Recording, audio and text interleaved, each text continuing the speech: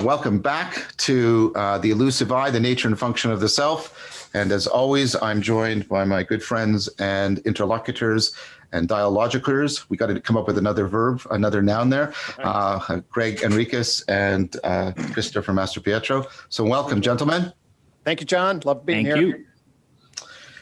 So last time I felt was a very pivotal session, and in which we did some various together, and we did some I think very central moves in the overall argument.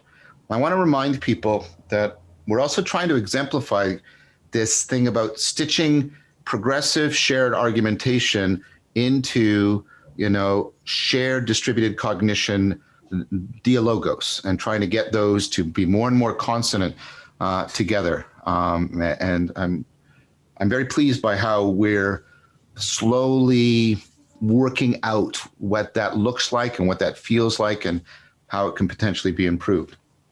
So in addition to that manner, some of the central material was I presented an argument in stages about how we can get from the undeniable machinery of self-relevance to something like relevance to a self.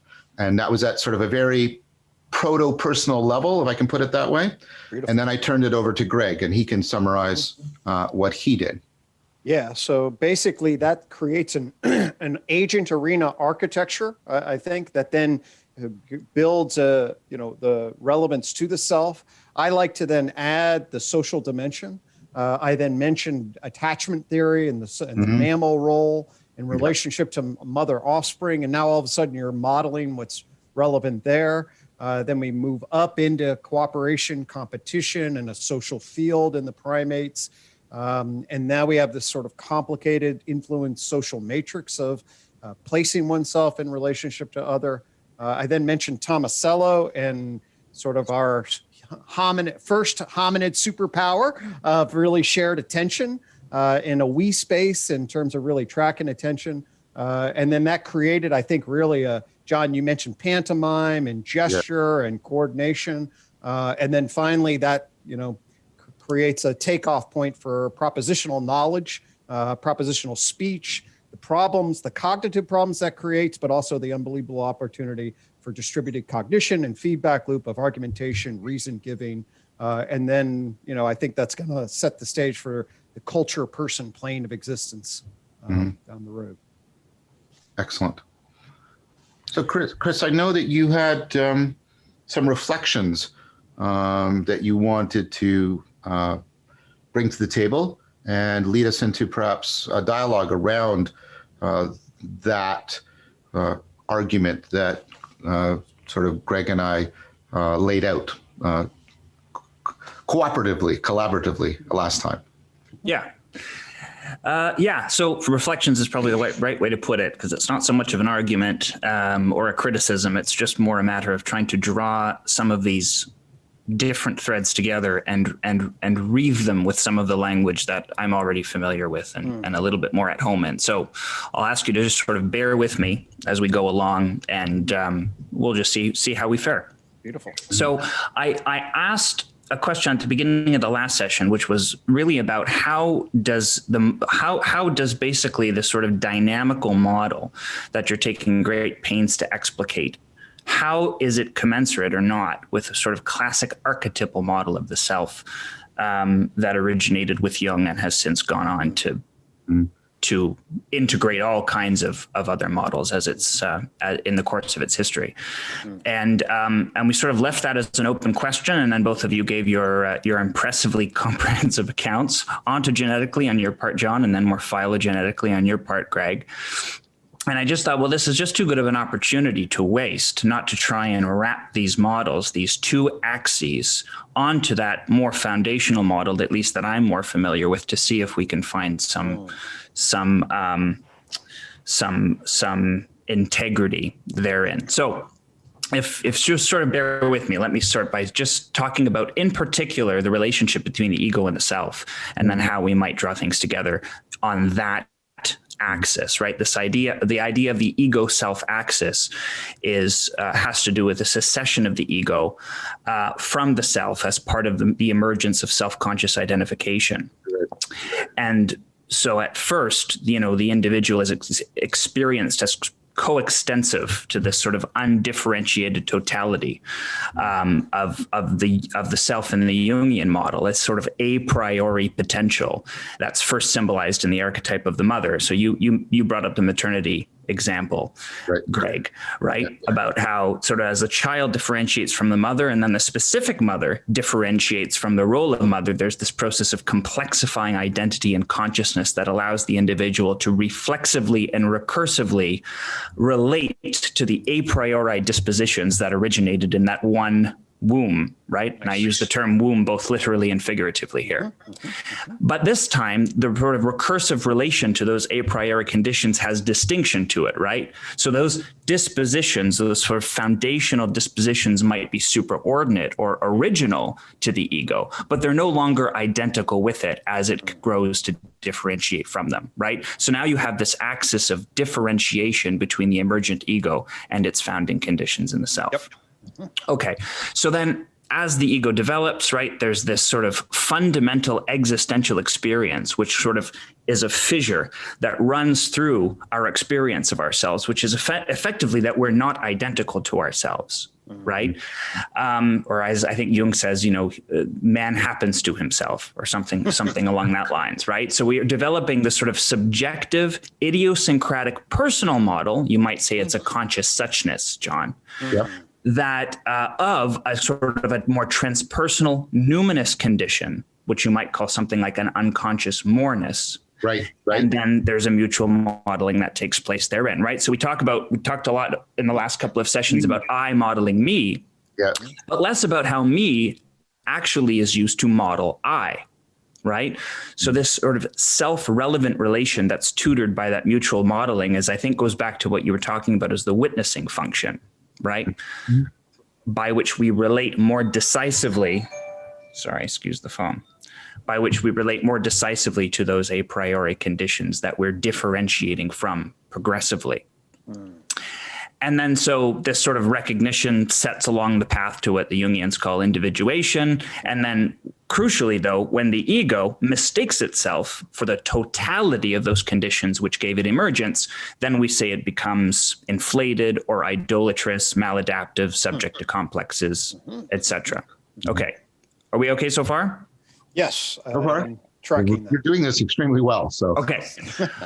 All right. I'm trying to synthesize a lot of stuff very, very concisely. Okay. So this kind of this idea of self-differentiation along this ego self axis that manifests in the emergence of the ego, I think is something that a lot of ethologists would call an ontogenetic event, but it also seems correlated to the exaptation of more complex social systems like language that you were describing, Gregg, from the relational primate systems in your phylogenetic account, right? Yes, so we have a meeting of these two axes now, the ontogenetic account and the phylogenetic account in self-differentiation. And so the development, I think, normatively, when we talk about the proper development, or whether we talk about that in psychological terms or even in spiritual terms, about the course of the ego, is usually with reference to how it manages its relation, its reflexive relation to its own archetypal font, right? Yep. And then in the cultural matrix, that process is mediated by this field of triangular sociability that you described, Gregg, right? I, thou, I, it to the environment, and then I, me at the center. And John, you described how the differential modeling of social individuals and avatars out in the world effectively maps the self-modeling that's necessary to accord the inner aspects, that self-ego axis, right? So we model ourselves via modeling others, not simply because we introject others, right? Which folks like Mead, I think, probably shortchanged the self a little bit when they thought that it was simply a matter of introjection. It seems more like it's not simply that we introject others, it's that the introjected models of interaction that we observe activate those dynamics that are already perhaps a priori to our conditions. But what they also do is help to retrofit the self-relation with more social agency in the care of those interactions. Right. So like when you watch Achilles being a badass, right? And Troy, John, right? That's part of what you're doing. Right. So just like, the experience of mother or father actuates the archetype of mother or father while hopefully remaining distinct from it, allowing us to access sort of the numinosity without becoming possessed of the pure unconscious influence, right? Which is when things go off the rails. So all of this having been said, there's a line that I came across from Anthony Stevens, who wrote on sort of the relationship between, effectively tried to map Jung's archetypal hypothesis onto a more natural history of the self. Basically put it this way, that we can perceive our own phylogeny as a personal revelation.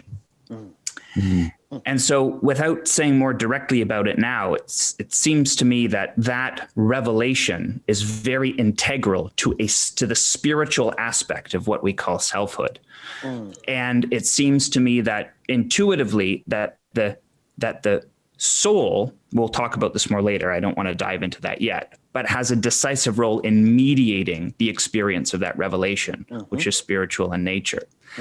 And, existentially, one of the most powerful experiences I think that an individual can have of being himself is as a primordial revelation that occurs in the aspect of eternity. And I think that in part is what the ancients are getting at when they talk about the deiform self, right? The self that's identical to the cosmos, is that there is the cultivated relation to those primordial conditions that espouses this experience of infinite open-endedness of self without somehow loosening the self and careening it out into the cosmos, right?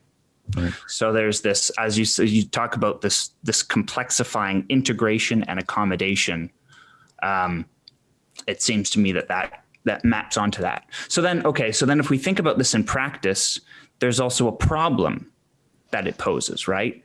So a lot of people have noted that we need ontogenetic rites of initiation to help actualize this sort of archetypal journey of maturation that's encoded by the phylogenetic evolution, precisely because they provide symbols that help to induce us to forms of self-participation that aren't otherwise easily available, right? Things like marital rites, funeral rites, et cetera, et cetera. And this, of course, as we know, occurs at the level of participatory knowing.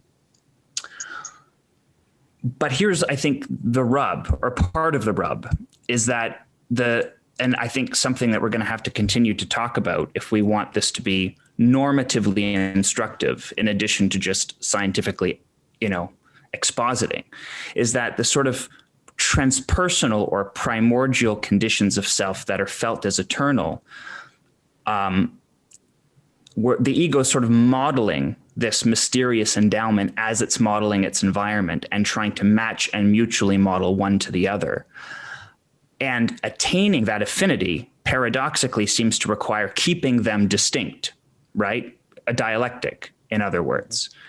And so then, insofar as that distinction, that ego self distinction, is a pragmatic necessity, it's also a kind of provisional fiction, right? Dialectically, it's like we're playing ourselves. Right? Think of Karst's idea of the infinite game, for instance. And that's where narrative to me comes back into the fray, because autobiographically intervening to render a character molded from this deeper, more ineffable kind of script is precisely the kind of modeling I think you're both getting at. And so this sort of dialectical process of playing oneself, it seems to me, includes a conscious egoic modeling of those phylogenetic dispositions against the constraints of the environment. And that seems to require an integration of the different forms of knowing, right? So we took, just to recap them quickly, right? Participatory, procedural, perspectival, and propositional. But that's difficult, right? Because the ego is a differential, pragmatic, and semiotic entity, we might say, right? And it's concomitant with propositional knowing, because as you said, Gregg, last week, it frames the agent arena dynamic as with factuals and counterfactuals, right? And it's provisional. But it also seems to require symbols to sustain a kind of meaningful correspondence to its total potential in the self, right? Hence the rituals and the myths, etc. But symbols don't operate at the level of propositions, as we know, or certainly not exclusively at the level of propositions, right? They have propositional aspects and analogs, but their structures are participatory, and that's what makes them, in a Jungian framework, archetypally activating. Yep. So I guess if I could sort of sum up the problem I'm getting at here is that graduating phylogenetic levels from the participatory to the propositional that you described last week, Gregg, can ontogenetically estrange us from our capacity to symbolically engage in self-participation, right? To evolve the ego adaptively by maintaining its axis connection to the self. So in Jungian terms, this basically threatens the ego with inflation and unconscious possession, right? We often hear about like man being estranged from his instincts, right, et cetera. Yep. That call has often been made in later modernity. And does that, for instance, make him less of a self? So now, but that also, to me, this is the last thing I'll say, and then I open it up. I know I've been prattling on for a while. The other thing, though, is that dialectically, there's also great potential in the counterfactual space because it opens. So there's a counterfactual space that opens when the propositions of the ego are contradicted, right? Goffman calls that a definitional disruption. Yeah. And when the ego is inflated, that counterfactual space can be very punishing and very aporetic. But that being the case, it's also a very fecund space for Socratic intervention, right? Because what Socratic intervention can do is effectively use the aporetic disruption to use your terminology, John, to demonstratively index the eye of attention beyond the ego to that unactualized potential of the self that's made negatively present when the definitions of the ego are disrupted. Yeah. And basically leveraged as a way of restoring or reconnecting that axis that the ego has to its foundational conditions in the self. Yeah. Anyway, so I'll leave it there. Those are basically just some correlated thoughts and response to both of your. Oh my gosh, that was wonderful. Oh my gosh. Yeah, that was a very rich articulation. There are lots of actual threads that I could pull on. John, do you have a particular thread that you want to? Well, I thought maybe what we should do is maybe try to list, maybe in a kind of gisty fashion, maybe 3 or 4 of the central points, because that was really rich. It's just not meant to be reductive, Chris. If we want to go back and you want to expand on anything. So, I mean, the thing you said at the end about the Socratic, and that's, Sarah Rappe's thing about Socrates. And I want to come back to that. I think that's important. So I think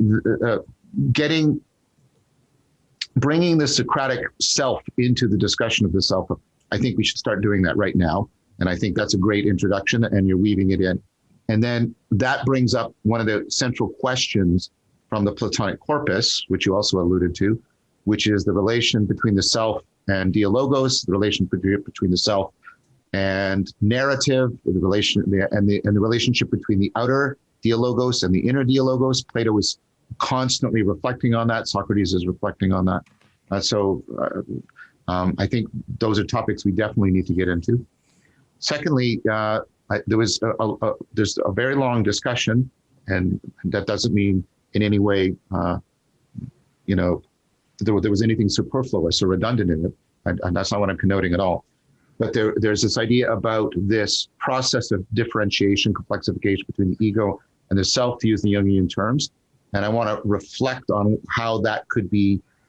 I think and you alluded to this. I think it can be very well integrated with the ontological proposals I made last time, or the ontogenic, perhaps better. And also with Gregg's phylogenetic. And so that's the second theme, right? And then the third one is, again, I agree with you. The external-internal relation is not one of simple introjection. That's why I prefer Vygotsky's term internalization. and what that has to do with all of this, because there's something about the capacity for self-correction gets exapted into self-transcendence, it gets vectored through other people. I want to discuss that. So, Gregg, those are the three threads I want to pick up on. That's sort of my summary of what jumped out for me. But now I'll turn it over to you. Yeah, actually, those are definitely parts of the threads that I was holding. So for me, I am thinking about this sort of as follows. We have this mental into consciousness architecture, and now we're building this perspectival participatory self-referential system. Right. When we talk about the Jungian self, it's sort of that whole architecture. Jung's not, at least to me, he's not always super clear about what the architecture of that self fundamentally is, because it's whole and diffuse at the same time. But I like the internal family systems view at some levels, in the sense that there's competing spaces and voices and protective elements in relationship that's trying to pull and manage. But if they are held in a coherent integration, what emerges is, what do we call the true self? Okay. There is some coherent emergence across the various levels that then when they arise in relationship to, they overcome some of the fundamental tensions and conflict, that there is a sense of peace, of calm, of curiosity, of centralness. And there is and therapeutically, we see this all the time. What is the relationship between a self that is coherently integrated and adaptive in relationship both to its differentiation? We often talk about it like a family that's really getting along versus a family that is not and is in constant defense. You can see this right into the body in terms of polyvagal, and you can think about it in terms of the felt experience of approach and exploration and safety and security. You see this in attachment work versus a defensive, threatened, worrisome position. And then the perspectival differentiation of what am I, what do I need to protect? What am I anticipating to threaten my coherence, threaten my safety, threaten my integrity, threaten my reputation? And then, so for me, that coherence or incoherence in relation is central. And we can then think about that in terms of, if we're doing a Jungian model, the archetypal collective unconscious prototypes that are playing certain kinds of systems, and my own personal unconscious worries and frailties and defenses and old injuries. And that stage, that battled stage at the level of what I call the experiential self, which then fades into the subconscious and unconscious. And then you have the self-reflective narrator telling the story in relation. And that fundamentally then blends into the ego. So then the ego is the internal storyteller in relationship to this play. And then the architecture of the self is then, the structure of the, some people call it the dividual, which really refers to all the different modes of being, like a delusion dividual. And so what I was hearing you and see if this, how is it that we do align the development with these various domains with a narrator that's in a public sphere that then is tracked in a particular way that then either gives rise to a soul to spirit alignment that would then organize and orient in a particular way that would orient the narrator in relationship to the outer and the inner, and versus things that fail along those lines, sort of that existential story and trajectory. That's what I was, hearing. And I don't know that I'm specifically emphasizing. I was really also just following along with your lyrical prose. But basically, those are some of the associations as I was getting sort of the unified, Jungian structure alignment. I don't know if that resonates, but. Yeah, it does. No, that's great. That's great to both of you. Thank you. That's all I meant. I meant it basically just as an offering for us all for the purposes of just mounting the discussion. So that's great. So the problematic that arises for me, meaning a set of interconnected problems, is, and I think this is not just of theoretical import, I think of existential import, is that we have a multiplicity of languages for this. We have the Jungian, and it overlaps. It's not the same as internal family systems, but there's like, for example, the archetypal is largely not present in IFS, right? And Chris and I have been sort of wrestling with that as an issue. You have overlapping ideas, and Jung was influenced by them from Vedanta of Atman and Brahman. You have Tillichian ideas, and Tillich and Jung are dually pairs them together for a reason, between what he calls the existential self and the essential self. Like, so we have a lot, and then we have the language that I've been introducing from cognitive science, right, and dynamical systems. And so what I think the problematic is, can we get these to converge? Can we integrate them?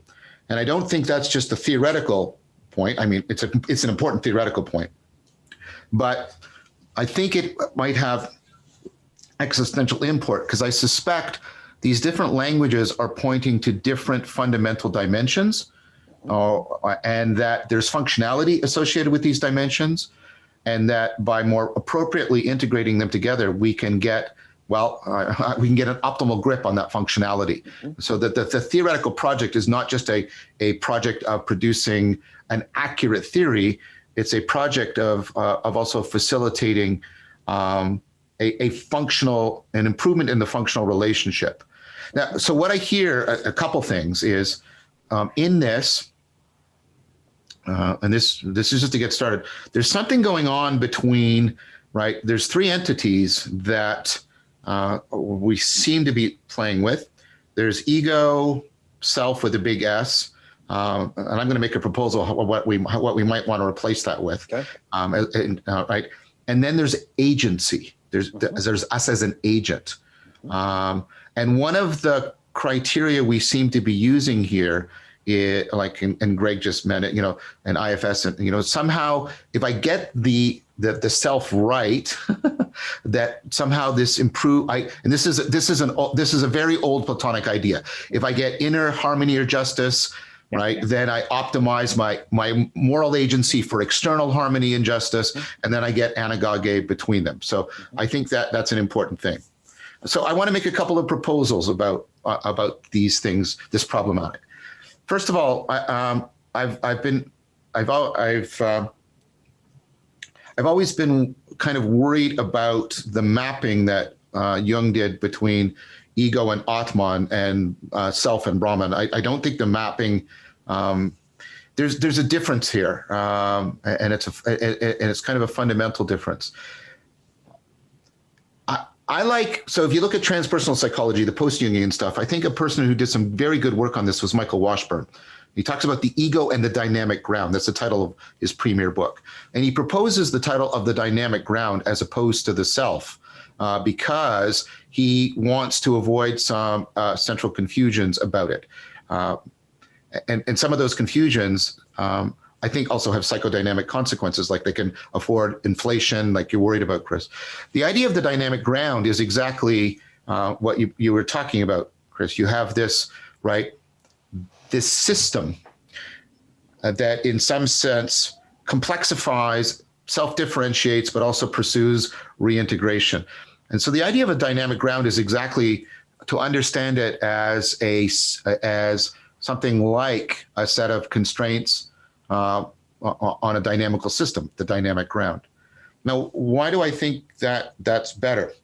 Because it removes the temptation to treat that as a homunculus, which is problematic, right? So one of the standard criticisms made of the Platonic model that we have to keep in mind is you haven't explained anything, because what you've done is, what you have is internal selves, and then I need to know what's going on inside of them, and what's inside the man, right, is a little man and a little lion, right, and you just get an infinite regress, and so one of the problems is to try and I want to try and introduce distinctions that help pull things apart more and reduce the homuncularity. So I think the dynamic ground is good. I also think we shouldn't equate the witness function with the self. if you want to put it, or what I'm calling the dynamic ground. Here's why. Because I think IFS does a good job of this. They talk about this as a distinct function, this witnessing function. They call it the seat of consciousness, and it can be inhabited by different things. And I think that's the I function. That's the witnessing function. And I think that maps very readily into this kind of capacity we've been talking about within working memory and the global workspace, right? And I think it maps very readily there. And so I think we could make some distinctions. We could have the dynamic ground, and then we can have the seat of consciousness, and then we could talk about something like the I-me relationship as perhaps the ego. Shifting to dynamic ground allows me to do something else. It allows me to shift from talking about the archetypes as in Jungian terms that are hard to map. And I think of more when we talk about dynamical systems, and hence a dynamic ground, we can talk about ways in which very complex systems have attractor states, right? So they're multi-stable. They have attractor states that pulls them around in various, along various dimensions.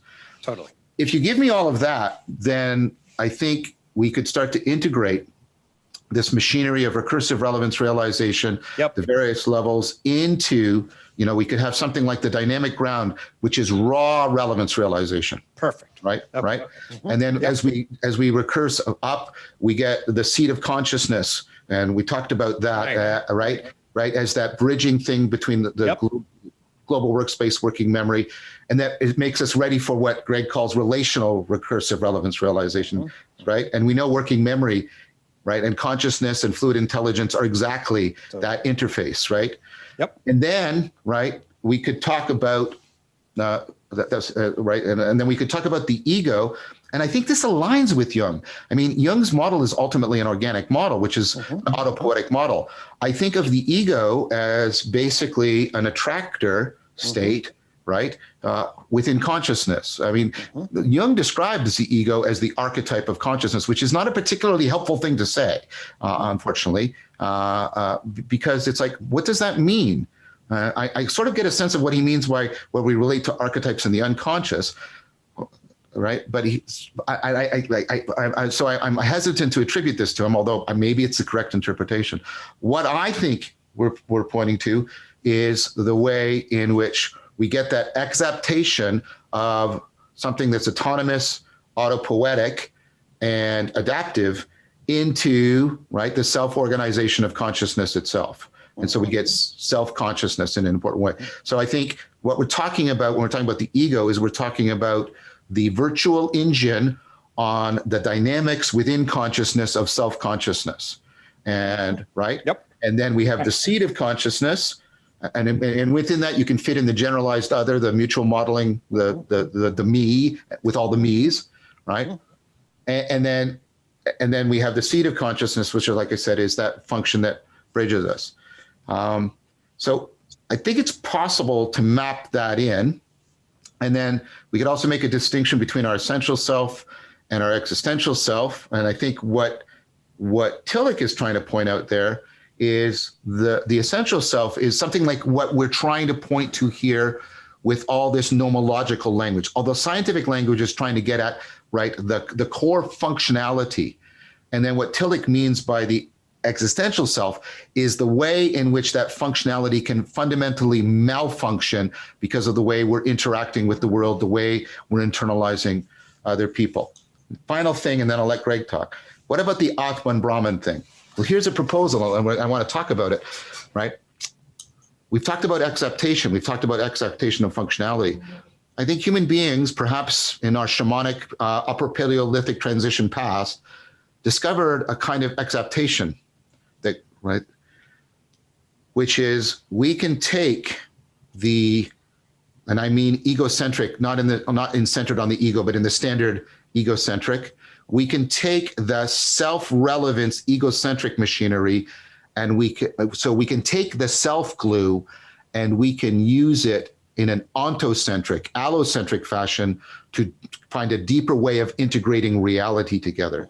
We can exact the machinery, the glue of the self, Atman, which is not the same thing as I think what Jung is quite talking about. But anyway, we can get that fundamental machinery and we can map it, right? We can use it to get a deep participatory knowing. And we know that the brain does this. The brain is always using its mechanisms for generating and modeling itself to help model the world. I argued that last time, right? And so we can exact the glue of self-relevance, especially these complexified versions of it, so that we can get a very, and we do this, we have a leveled but integrated sense of the oneness of reality. And this gets us into the Neoplatonic thing, the one without and the one within, which I think also influenced Jung very deeply. And the relevance realization puts us into exactly where that oneing occurs, which is intelligibility. The relevance realization makes the world intelligible, but intelligibility is not a property of our cognition. It's a property of how our cognition fits to the world and discloses it. And we use levels of the psyche. I'll use that in place of the self. We use levels of the psyche. Sorry, I got it.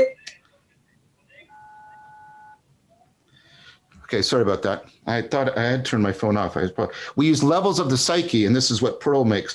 We use levels of the psyche to have a participatory knowing of levels of reality, and then we use the deep continuity between the levels within the psyche to disclose a deep continuity between levels in the world. We use the self-relevance gluing function to find and realize ways in which reality is glued together and in which levels of reality are glued together. And we were exemplifying that last time when we did the ontogenetic and phylogenetic leveling. So that's my proposal about how we could potentially integrate these very existential and essential self, Atman and Brahman, ego and self. That's my proposal about how we could integrate it into the machinery that we've been talking about here. That still leaves unaddressed the sort of logical question about how do we achieve salvation in that. And so maybe I'll make one final proposal. I said I was done, but then I want to do one thing. We're putting all the pieces together, John. Go. No, and this is from the Neoplatonic tradition. And you know, and Chris and I, we've been trying to integrate this into the practice of IFS, right? Which is, I'm sorry. Jason, can you come and answer the door, please? Hang on one sec, guys.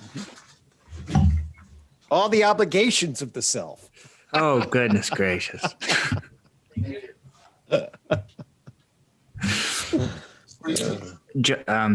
There's a good, while John's doing that, it reminds me something about what you just said, John, about the using the machinery of the self to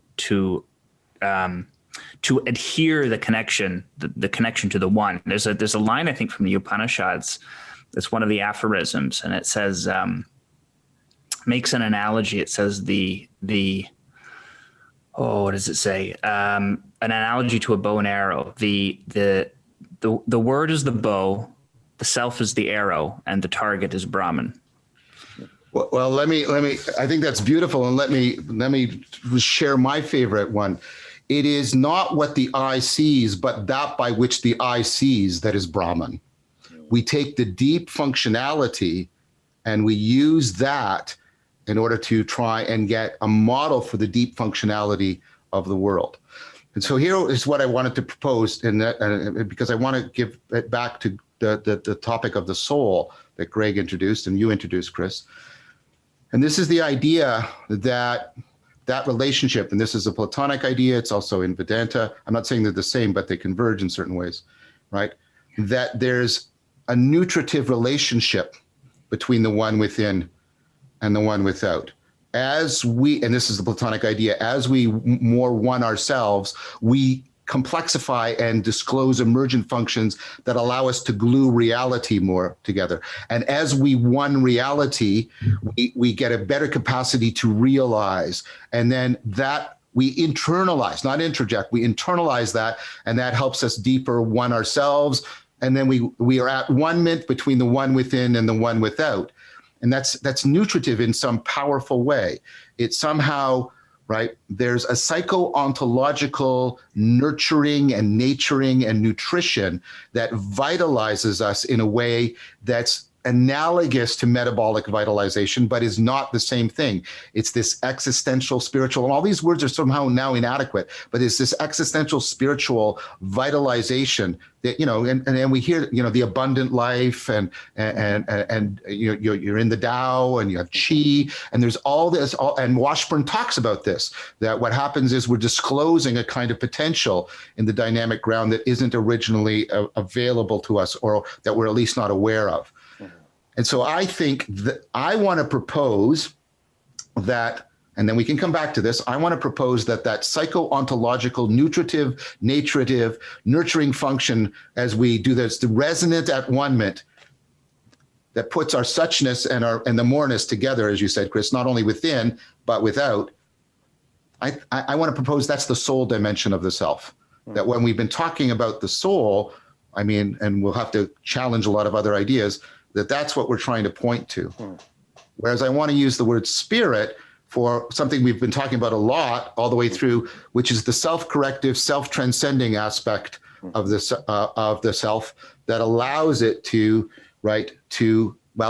transcend itself in the fashion that is somehow both the othering of itself, it becomes different than it was, but it's also the fulfillment of itself. And we got to talk about that. Yeah, the aspirational dimension. The aspirational dimension, which is the Socratic dimension. And that's the connection to the Socratic dimension. And I've talked far too long, and I'll turn it over to Gregg. No, that's so why don't there's a lot of threads. Let me just sort of give the basics of where I'll stay sort of grounded. First off, I love the dynamic ground. Okay. Yeah. So there's an agent arena dynamic ground that's creating what I would call the mental behavioral field. Right. Yeah. All right. Of reciprocal investment and coordination, all of that. And then that's basically the cognitive architecture of recursive relevance realization. And then we move up. And so for me now, let me just talk a little clinically. What do I see clinically? Okay. And then this will speak for people to just listen. So when I sit with somebody, I'm basically can be thought of as tracking what I call their experiential self. Okay? The experiential self is perspectival, participatory, affect laden. Okay. And very intuitive relation. Basically, what's the we space? What's the felt sense of value? And who am I recursively modeling and feeling about myself? Okay. But it's in the language of image, desire, and affect, the PME language, perception, motivation, and emotion. Okay. It's the embodied agency of a conscious simulation that's having feelings about shit. Okay. And then it's in dynamic relation between the perspectival attentional system on the one hand, like what are you paying attention to? Like when we talk about somebody repressing something or avoiding something, something will trigger a signal anxiety and they'll look away. And you do this like if you're at a party and somebody starts bringing up something, you're like, oh, no, don't bring it up. How about the weather? It's like all of a sudden you correct and you change. And you do that with there's a thing called the Malong triangle, which just maps sort of the image, affect, impulse, and then gets signal anxiety and then activates a filtration defense. Okay. So this experiential core is tracking at one level of process. And by one level of process, I would mean the participatory, perspectival level of process, which operates on a different time scale than I would argue the self-conscious recursive propositional narrator. Right, right. And first off, I'll notice this is a different this is a different information processing system. It speaks literally a different language. Okay, so it's mediated by a totally different form. Of course, they are complicatedly iterative. If I say fuck, right, that's an embodied comment that goes all the way down. It's not so much propositional, it's a symbolic statement that organizes. But this entire conversation is being processed by your propositional system and not being processed by the perspectival system. Okay. So it's a different system. And then the weird thing about the propositional that I really emphasize is that although of course we participate and procedurally connect with people, propositions go through the skin without losing their form. Okay. So you can have direct access. I can't help you see exactly what red is like to me, but I can describe the red right behind you and exactly the same propositional thoughts that I have in my head. Okay. So what that means is that the dynamic relation between our propositional thoughts in the interpersonal field operates on what I then call the public self-management, which is sort of like, what am I narrating to myself? And then what am I narrating to the other? Okay. And then how am I feeling? How am I behaving? And then I have to navigate all of that complex dynamic interrelation. And the feeling, behaving, perceiving is one side of the self, what I call the experiential self. Right. Then you have a private narrating and a public narrating. Right. I identify the relationship between that experiential self and the body as the attentional filter, sort of what comes on the stage, how do you move it all around? The relationship between that experiential self and the narrator are called the Freudian filter, or the experiential to private, the Freudian filter. And it's basically like, hey, how does the ego manage the id? Mm-hmm. And then there is the private to public, which I call the Rogerian filter. From Rogers. Rogers, exactly. So Carl Rogers, what was his fundamental insight is that, hey, you have an organismic valuing system that's kind of like that complex dynamic ground that they then grow an experiential self towards something. Unfortunately, judgmental others give you conditional love, right? They judge you and they give you conditional love. And then you realize, oh my God, I am injured, although I have an organismic valuing process. John, I want your love. Mm. And so therefore I will then redirect and filter my social self out here from my true private self in here. Mm. And that discordance between my core heart and the public imposter syndrome that I hold out here is the source of a lot of distress, that discordance between those domains. And the therapeutic from a Rogers perspective is I will love you unconditionally with unconditional in a non-judgmental space. And the whole therapeutic psychotechnologies tend to get aligned that experiential through the private narrative, through the public, and mirrored back again to create that kind of resonance. So that's the dynamic relations that would bring to the table in relationship to some of these parts. So Gregg, some potential bridging, and I think we talked about this on Untangling the World Not. Those filters also obviously the attentional one is a relevance realization machinery. Totally. And then is the Freudian one where we're starting to get some relational recursive, Yep, that's great. It's recursive relevance generally in narrative form. So this would be cognitive dissonance in particular. Okay? Right. So in other words, what the ego wants is to maintain a justified state of being. Okay. Mm-hmm. It wants to identify what's accurate and wants to create a propositional accurate of is and ought to be so that it can create a particular kind of propositional map so that we can share that. So that's the positive function. The defensive function is captured by cognitive dissonance in essence. Okay. So when is the data come in that you are foolish or deserve your reputation to be blocked or anything along those lines, that narrator. So it will track recursive relevance realization that way, and then engage in rationalizing egoic changes. And it is the process by which that it is doing that. That is your egoic immune defense system. That's your Freudian filter, as it were. So what I'm seeing, and then I'll let you respond, Chris. What I'm seeing is this interesting thing that's happening to the self-relevance function. The self-relevance function, I propose it emerges out of this self-modeling function, self-relevant, self-modeling. Yep. But what seems to be happening here is I'm just working this out as I'm speaking.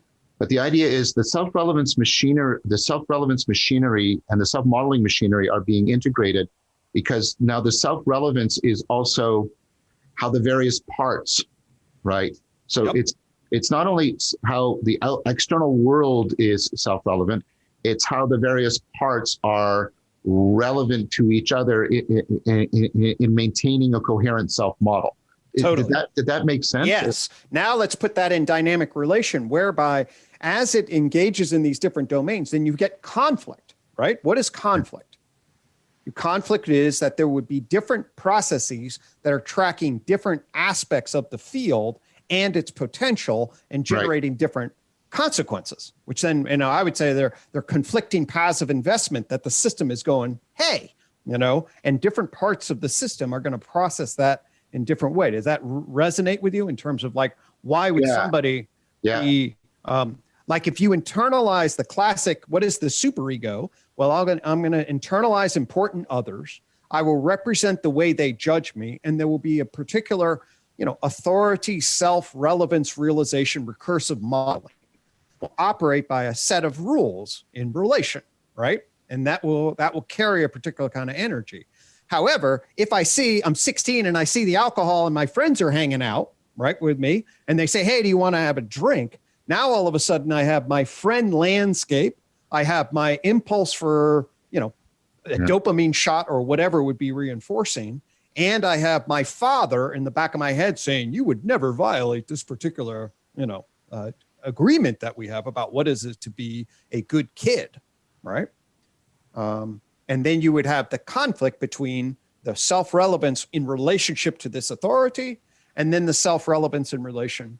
And one of the things I noted very early in my own, trying to model my own, and I will, under various modes, I'll privilege certain things, right? If you diet or anything, all of a sudden certain is like, hey, and then you try to justify, the justification gets all weak. Then you satisfy your need, and then the justification comes right back online. Say, how the hell could you?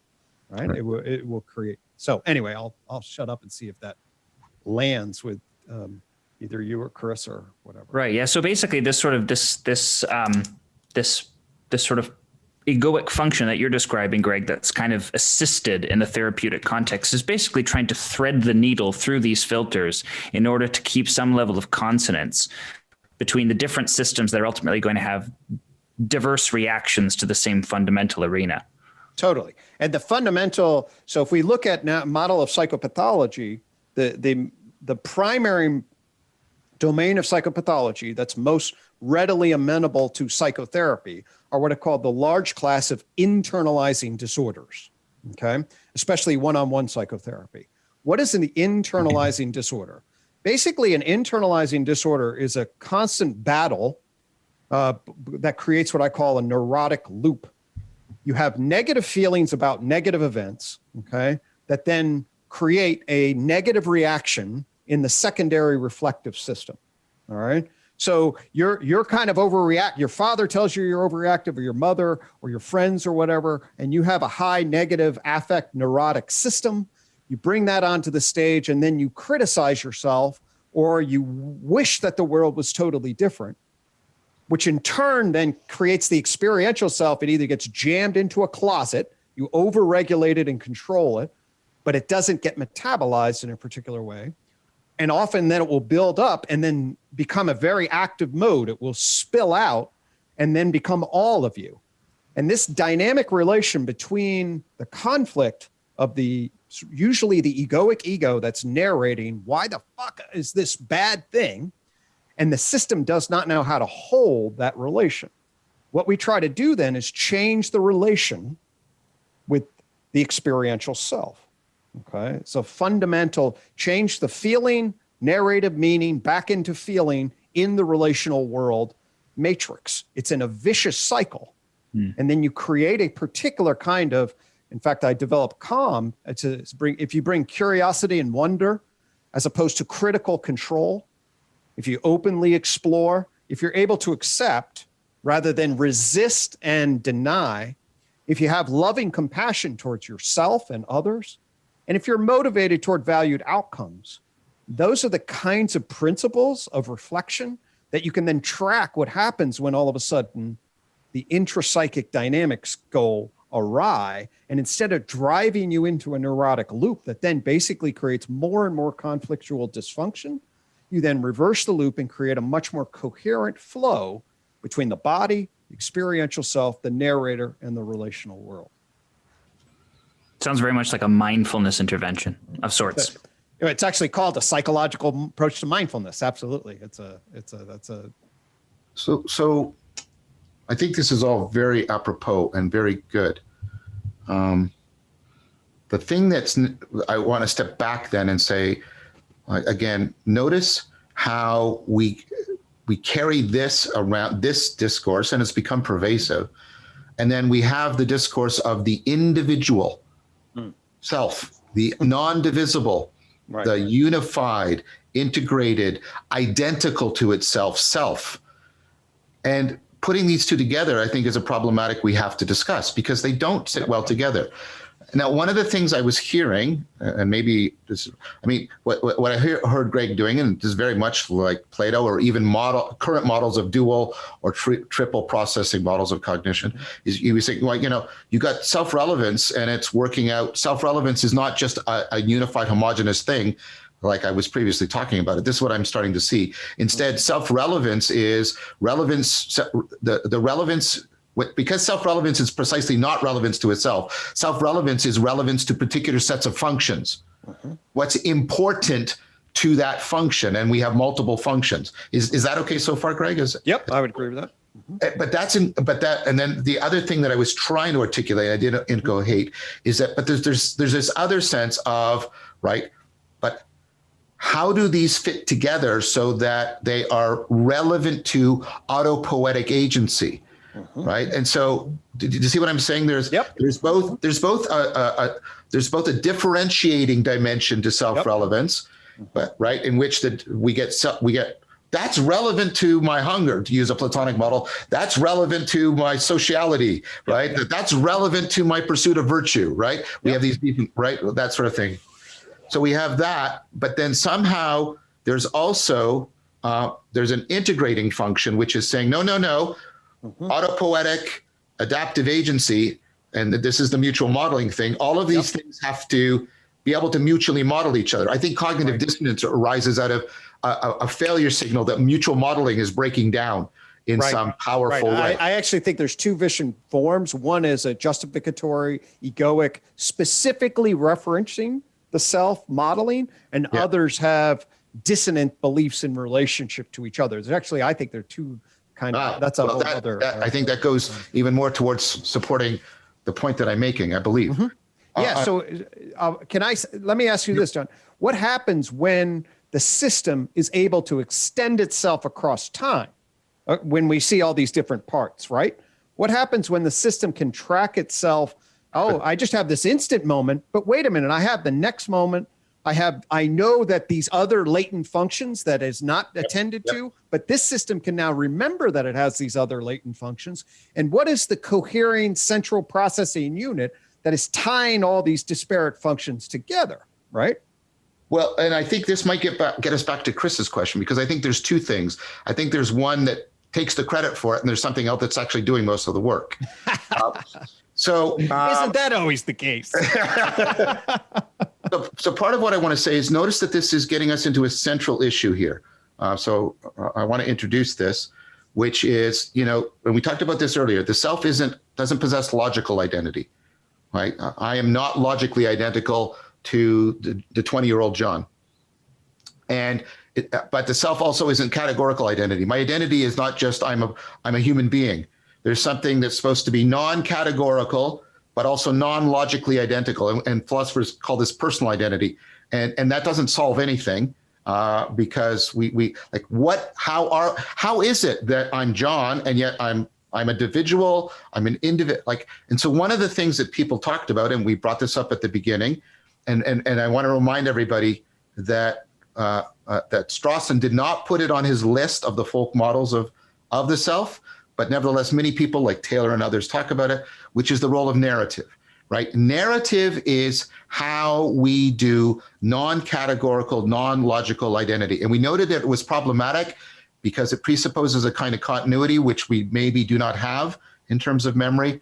We can come back to that. But narrative helps us, it prepares us for non-logical, non-categorical, temporally extended identity, which, and I take, and this is the work of Hutto and the work of Hutto and Mayan, that it's narrative that, and this is some of your concerns about long-term planning, Chris, and the narrative is what turns us from episodic entities into, right, temporally extended entities.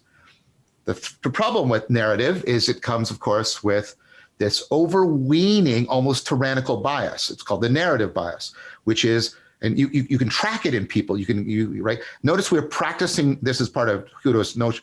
We have narrative. We think it's natural to us. That's how insidious it is. But we actually have to practice it for a very long time, and we continue to practice it and refine it because we have to It's a long, complex process of internalization. That's Hutto's narrative practice hypothesis, right? And the narrative bias is, right, first of all, like if the note, like here's bring it out. Okay, so there's some horrific, like, and I'm picking this because it's current in people's thinking. There's a horrific mass shooting, and people are deeply perplexed. And what do they need to know? They need to know the narrative. They need to know the story. And people will express relief. And I've watched it happen repeatedly. People express relief with, oh, right? Nothing has changed. All those people are still dead. An injustice has still not, but right? And the negative, or the more even negative version of that, which is the narrative bias as it's studied, is people regularly are oversatisfied with a narrative. When they get a narrative for some pattern, they are confident that they know everything essential about that pattern. So narrative's this really powerful double-edged sword, right? And the thing is, right, so we become temporally extended selves through that. And I'll point to the thing that I said that takes a lot of the credit. We know, we have very good evidence that there's a part in the left hemisphere that is doing that all the time, just flinging the narrative bias on things. We know it from, the split brain experiments, Sperry and others. We have a confabulator. We have a thing that's constantly saying, I did that, and that's why I did that, and I did that, and that's why I did that, and I did that. So it'll take, and so if you get people like it'll take credit for things that we do not initiate. Oh, I did that. I meant to do that. I did that, right? And it will confabulate and say, that's why I did that. That's why I did that. And it's doing this all the time. It's doing this all the time. And so I think what I'm trying to stitch together, and I can't quite do it, is the way in which narrative, this complexified recursive self-relevance, mutual modeling, are all fitting together. Somehow narrative helps us intensify, improve mutual modeling, coordinate these different kinds of self-relevance together. But it's also a tyrant for us. Right. So, and we know from work on flow and other related experiences that people experience a fundamental, profound relief when that narrative ego goes away. That's what happens in the flow state. And they nevertheless experience enhanced agency because they experience, wait, independent from all of this, I still have, and I can, in fact, enhance and experience more deeply my adaptive, autonomous, autonoetic agency. And so I think for me, there's two questions. There's the question of what's taking the credit, and that's this. But then what's actually stitching the psyche together? Now, narrative is playing some role in that, but we know from the non-narrative experiences of enhanced agency, and people think of these, they typically call these the most optimal experiences in their life. Yep. That there's something else at work. And I think it has to do with this other thing I was talking about, the acceptation of the glue into an anagogic relationship with reality, and we're getting this fundamental connectedness within and without. One of the things that's interesting too, though, John, is that even though the temporary suspension of narrative seems like a constitutive aspect of those kinds of flow states and experiences, or mystical experiences for that matter, narrative is also one of the most useful mechanisms to retain and then encode the significance of those experiences after the fact. Yep. So there's this pliable quality that it has. There's a plasticity to it where the very things that can make it maladaptive are also the things that make it right. So there's something there's something to that as well. And also this idea that you're right, because we look to narratives we look to narratives to provide intelligibility after something unintelligible has occurred. But the intelligibility of a narrative also evolves, retroactively evolves over the course of time, right? So my story of myself at this age is not my story of myself 10 years ago. And the story, in order to actually remain useful and adaptable to me, has to continue to change and to basically refigure itself, to re-envelop the totality of experience as it goes along. And the fact that it's actually able to rewrite itself is precisely what makes it useful and what prevents it from ossifying and then, derailing. Well, that's what I want to challenge, because I wonder if it rewrites itself. Because I think I'm moving towards the idea that there's something non-narrative. I don't want to try and place it yet, all right? Because there's something that affords the evolution of narrative that is not itself narrative. Yes. Right? Just like there's something that affords the evolution of organisms that's not itself an organism. Right, and allows us to do it. It's not only the field of the evolution of narrative. It also allows us, right, to move from one narrative to another, and to compare narratives together.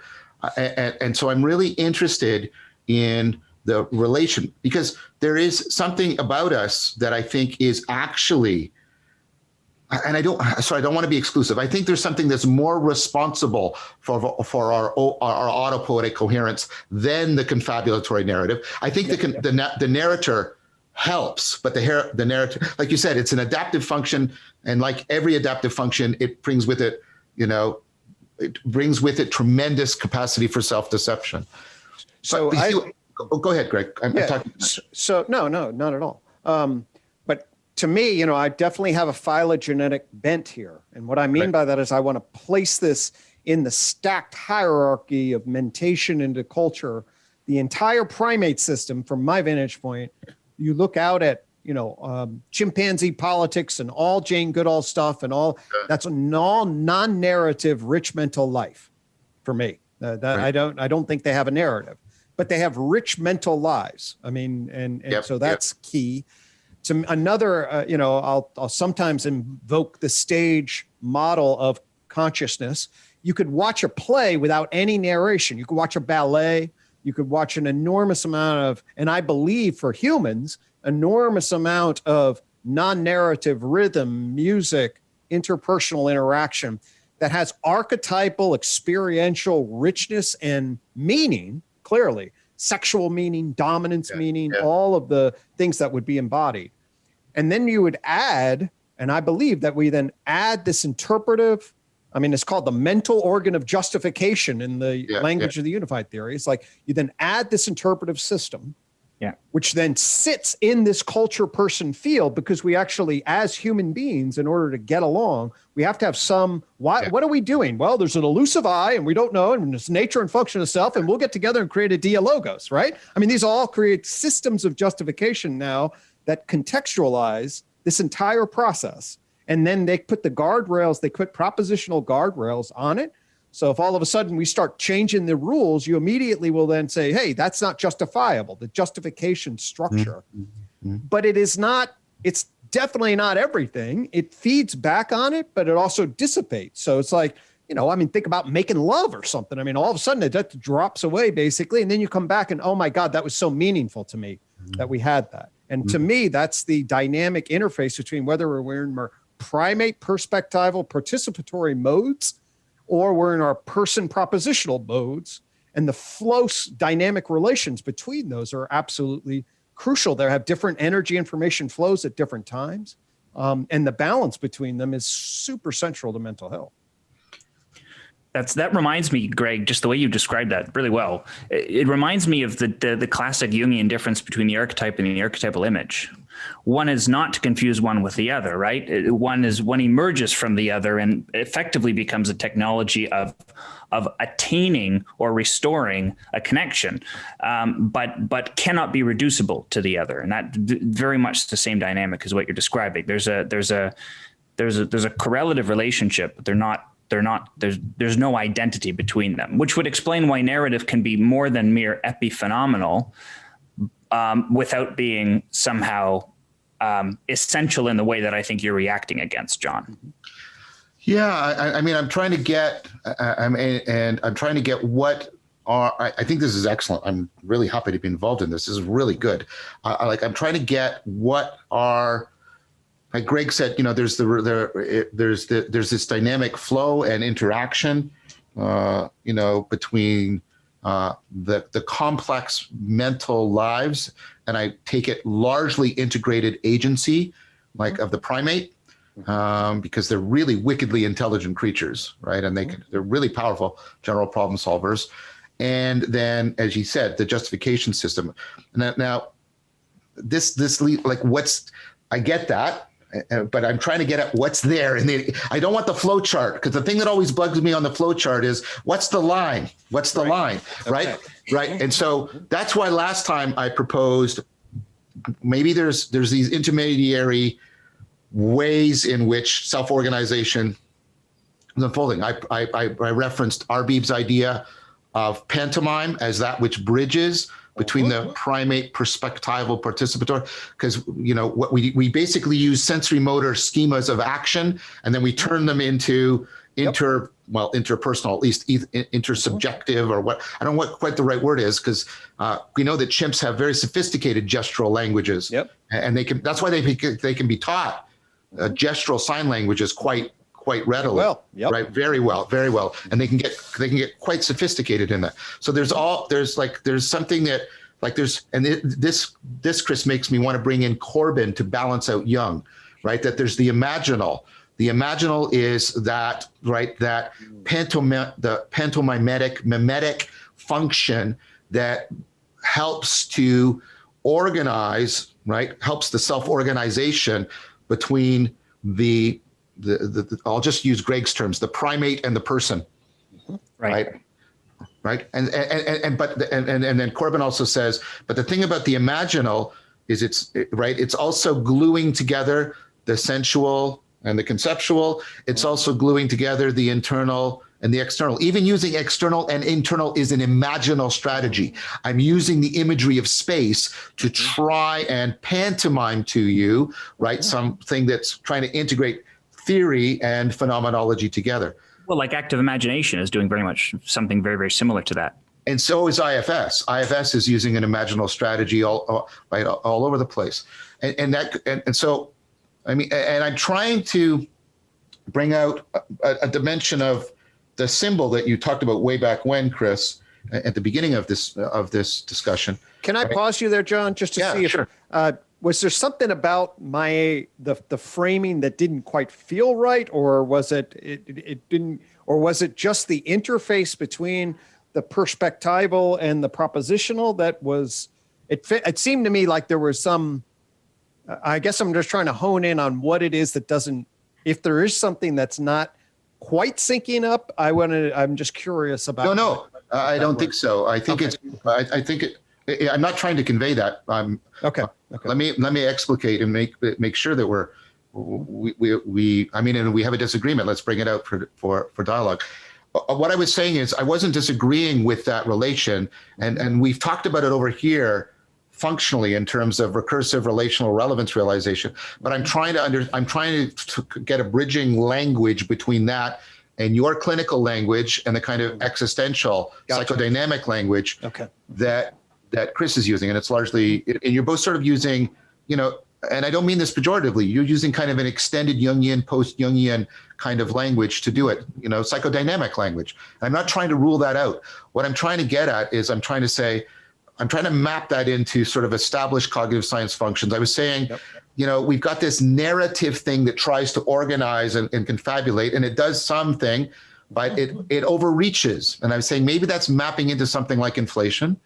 And then I was saying, but I want to know what it is that's actually doing most of the heavy lifting that affords, right, the capacities for organization of narrative, right? It grounds it, but it also affords its evolution. Exactly. And so what I would then say is, so for me, if I look at the social cognitive literature and I ask, what is the fundamental design of that thing? It is to justify the self. I mean, the social, the way it confabulates, the whole narrative, it needs a way of maintaining its place in the social cultural field. I'm not disagreeing with that, Greg. What I'm saying is, let me try it this way. You said that the narrative depends on the propositional. Mm-hmm. And I'm trying to get what's the relationship. Okay. Right? What's the relationship between the propositional and the non-propositional? Because we've already agreed that the chimps don't have language, they don't have narrative. That's what I'm trying to get at. I understand. And that's why I'm trying to get the pantomime, nice, and imaginal, and I'm trying to get the field that, that actually affords the evolution of the narratives that we are called to. Gotcha. And that's what I'm trying to get. I'm trying to say the imaginal is the phenomenological and possibly functional field within which that coordination occurs. Okay. And within which narratives evolve. I'm tracking now. Right. Gotcha. And I'm sort of thrashing around, but I'm trying to say, how can we integrate that into, this idea of our selfhood as a person? And what I was trying to say is perhaps that starts to also bridge to a point Chris has made repeatedly, and he made it at the beginning of this, that there's a symbolic dimension to the self, which is not to say ornamental or metaphorical. I'm now starting to try and think of this more as imaginable, right? Yeah. Right, as an imaginal thing, and that the kind of identity we're talking about here is participatory identity in the Platonic sense, rather than categorical or logical identity, right? The imaginal allows these two to mutually model and participate in each other in a profound fashion. Gotcha. Was that helpful at all? Yeah, no, that actually, something about that tweak was like, oh, okay, yes, I know.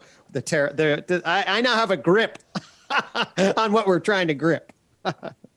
You see, and I see dialogos is the attempt to take language and put it back, right, into that field so that gesture and drama and movement and pantomime and all these other musical elements are brought to the fore when we're trying to enter into dialogos. We're trying to get that logos, the thing gathers things together so they belong together and become intelligible together.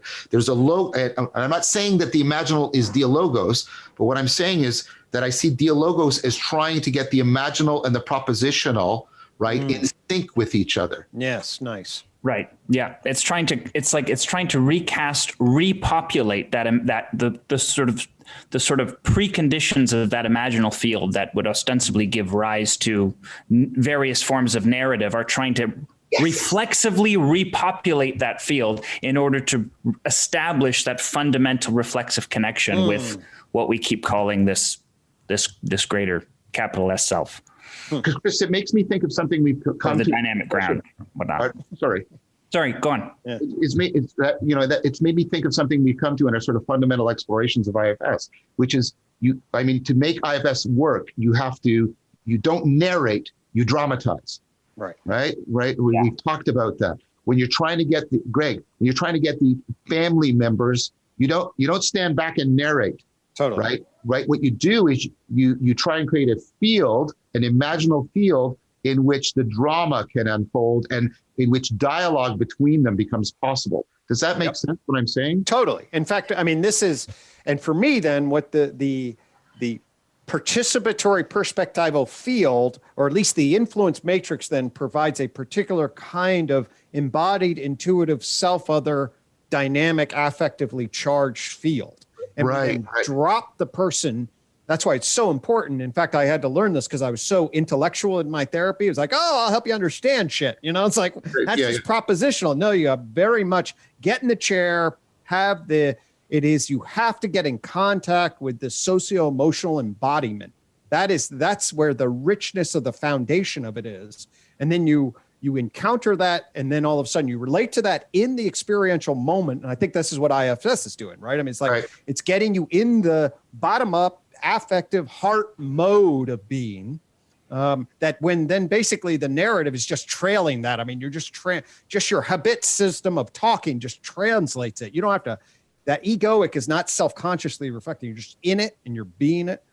And then you come back out of it. And as Chris said, though, also, you then want to then create the reflective, the egoic story of what it means about you now going forward. So you actually reconfabulate the past of your trauma. That's right. Now I fit differently in the person matrix. And now I think about I narrate myself differently. And it is really that reconsolidation of the affective narrative relation is key to clinical points of view. That makes perfect sense, right? Because what you're trying to do is you're trying to take the logos of narrative coherence in order to basically fertilize your phenomenological affordance to repeat the experience and repeat it more meaningfully. Yeah. Beautiful. Exactly. That's a great way of articulating it. Because what's happening is you're using that right. You're exacting the dynamical ground into the imaginal space, right? Because we're talking about it as this self-organizing field, logos, right? But you're that space. I don't know. Notice all the imaginal stuff I'm doing, but right, you've got the seat of consciousness, that witnessing function, and then you've got that as a function, and then you've got something which I find very problematic, but also very powerful, again, which is, there's something that represents into that imaginal space or dramatizes into the imaginal space the autopoetic agency of the person.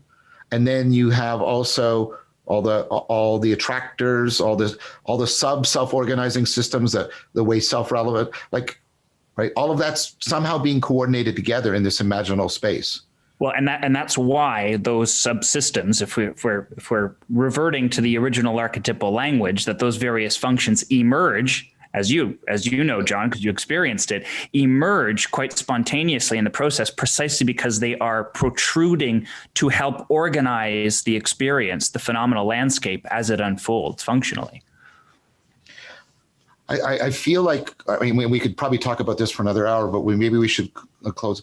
We're not done, but that's not meant to be a criticism. I feel that the clinical language, the psychodynamic language, and they're fairly close, but also Gregg's theoretical system, right? And then the cognitive science language, I feel like they're all starting to do this. They're all starting to come closer together. In an important way. Is that what you guys are sensing too? That's what I'm sensing. Let me share. Can I share a personal story that's clinically relevant about me? Okay. And then see how this lines up.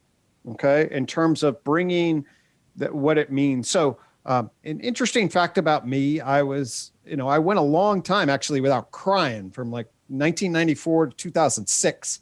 Okay. Oh. And I think that, that's partly, I have a bit of a masculine identity of what I would call counter dependence. And, I'm enlightened and I'm okay. And I actually, in retrospect, would then basically have an identity that would then, if I started to feel vulnerable and sad, okay, that would be a particular kind of threat to my identity and I'd repress it. Mm-hmm. Okay. So during this time period, actually, I developed, this was actually from 1996 to 2000, I developed the unified theory. And actually I had some serious conflicts with my dad about this. Okay. Because my dad was like, what are you doing? And, very doubted. And I was very grandiose. And you said sort of a kind of classic father-son Freudian challenge. And it was meaningful, a lot of meaningful. Do you believe in me, Dad? Who are you? And, there was a lot of that. So for about 3 or 4, and, we got through it, but it was a 3 or 4 year tough period with a number of highly, charged emotional experiences, but regulated. Okay. So then I was in the midst of explaining to my doctoral student, 2006, explaining my doctoral students about father-son relations, okay, and being held in esteem, all right? And I had some story about where my dad and we watched a Tiger Woods video, okay, back when we were having this challenge. And Tiger, if you know the story of Tiger Woods and his father, his father identified him as a super special kid early on. Of course, he was really authoritarian. There were problems, but there was a moment in which I said, "Oh, hey, there's what a father that kind of believes in his son is." Okay, and my dad said, "Well, his son's Tiger Woods." All right, so that was yep. So I was like, and I literally at the moment when it happened, although obviously I remembered it, I laughed it off. Okay, so how is it that I laugh it off? 8 years later, or whatever. I'm in the midst of just in a conversation with a doctoral student, all right, talking about father-son dynamics, and I tell this story, okay, and in the process of telling the story, it hits the floodgates, all right? I mean, I literally brought that out, and my entire body, literally, I mean, I just like say, I gotta leave, okay? I literally had to get up and leave this, because I'm with a doc student, and all of a sudden, I was flooded, okay? With a network of and then it was just on the stage of and it was all of what I would say would be, there were all these affective memories, self-other relational stages about, am I loved and who am I, who's narcissistic, all of those kinds of things that were regulated through, hey, I have to be regulated. Okay. And then there was a particular moment, and in fact, I had changed quite a bit in terms of my relational feelings, so that they weren't nearly as threatening in some ways, which allowed them to be not defended against. And then all of a sudden, boom, and quite frankly, I then came home, told my mom, I actually called my dad, later we had a nice long conversation, revisiting some of this. And then it's functioned to rework the narrative about who I am, his memory of that event, and all of that. So if we put that in sort of an embodied experience of being, it seems to me that my agent and then self system is then feeling a huge amount. My narrator is sort of keeping it at bay. And then all of a sudden in the proper way, it floods. And quite frankly, because of where I was, my relationship, my wife who helped me, my dad, and then we were able to re-narrate that in a way that I can talk about it now. It feels very different. What I get from that, well, thank you for sharing that first, Greg. That was like, wow. I have empathy for you. Thank you. So sorry, I should have done that first. No, God, no. This is what I found really interesting and profound is the way the I was moving around. Mm-hmm. Like the I, like I is from the narrator, and then it goes down to the affect, and then it goes out to the the I is not stable in where it is situating itself and what it's taking to be its me, and so that's also something I want to explore. Beautiful. The identification process is not localized in some stable fashion, and yet we somehow sense we somehow sense an identity between all those different I stations. Beautiful. I from narrative, I from affect, I from dialogue partner, interlocutor. Yes. What the hell is that? Yes, that's the question I keep asking. All right, I get it, John. What is it that's and there's something like a non-self imaginal field that's doing this is what I want to try and sink my teeth into, because in there is the paradox that we somehow think of ourselves as one and many, and a one in many. Totally. That's why. How Neoplatonic is that? Yes, that's what I was going to say. That's why I think the Neoplatonists are right. And that's why I think creating a Neoplatonic worldview is so nutritive to us in this fundamental psycho-ontological domain. Right? Well, so as I tell the story, now that you speak to it, I'm definitely doing adverbial framing. I'm definitely dropping into my heart and seeing the world that way. I'm dropping into my regulatory head. I drop out and see myself from my graduate student. I drop out and see myself from my father. I mean, totally. Notice all this pantomimetic movement in imaginal space that we naturally use to try and describe what's happening as we're selfing. Right. I'm going to turn it into a verb, because I think it's more properly a verb than a noun, as we're selfing. Right. Okay, actually, that really helps, because now I did have a question, and now I see what your question is, and actually I see it. Yes, this perspectival shifting what that is in that interface is it's perspectival participatory shifting. Yes. Right. It's perspectival participatory shifting. Right. That's which, by the way, is actually that's actually transjective. That's why you emphasize the transjective so much about what knowing is, because we are able to jump across all these. We're not just sitting observing something from some static point. We're constantly interactive across multiple perspectives and have to be able to see in some degree of coordination of relational space rather than just the thing and then, you know, phenomena or whatever. Anyway, that's great. There's something implicitly spiritual about the migration of perspective that way. Yep, there is. Yes, because that would be the expansion of the particular perspective, right? I mean, that's the essence of shifting from into spirit, right? Is the expansion. Anyway, I'm all excited. So, well, why don't we leave it there? I think we've got at least I think it's already that sort of final question and problem. I think we came to not a conclusion, but we came to a culmination point, a pivot point, and we can pick it up next time. I'm very pleased with how this unfolded. I thought we had an even better weaving together of progressive argument and dialogos, and I was really pleased. And I thank you, Greg, but I particularly want to thank Chris for the way he framed it, and set this up, and launched us into it. I think it was really, really important. So thank you very much, thank gentlemen. You both, guys. It was clearly I was all of a sudden very excited.